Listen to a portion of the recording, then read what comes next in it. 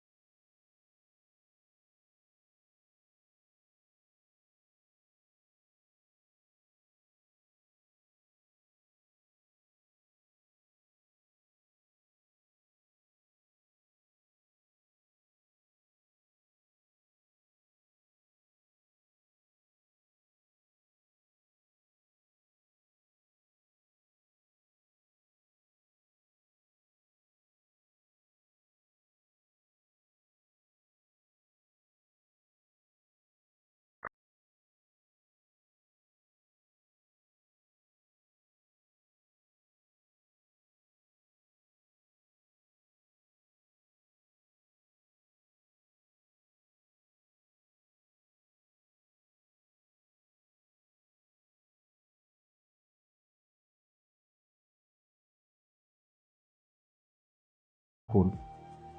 সবথেকে বড় সত্য, লোক যখন আপনার সম্পর্কে ভালো কথা শুনবে সেটাকে সন্দেহ করবে, কিন্তু খারাপ কিছু শুনলে দ্রুত বিশ্বাস করে নেবে।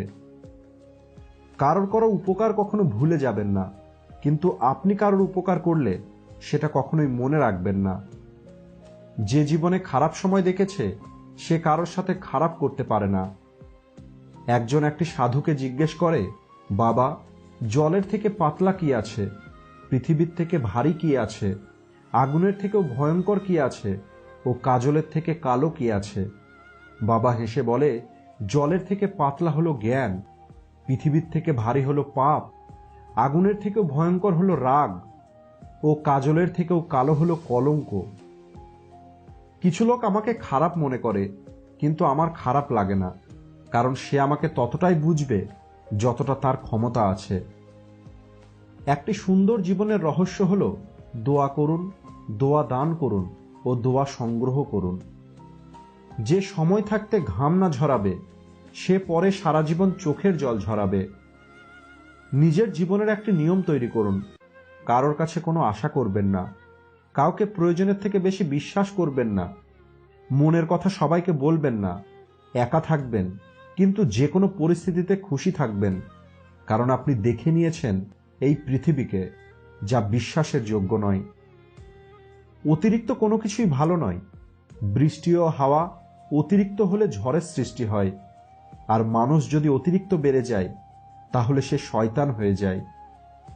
খারাপ সময়ে যে সাথে থাকে সে পর হলেও আপন হয়ে যায়, আর খারাপ সময়ে যে হাত ছেড়ে দেয় সে আপন হলেও পর হয়ে যায়।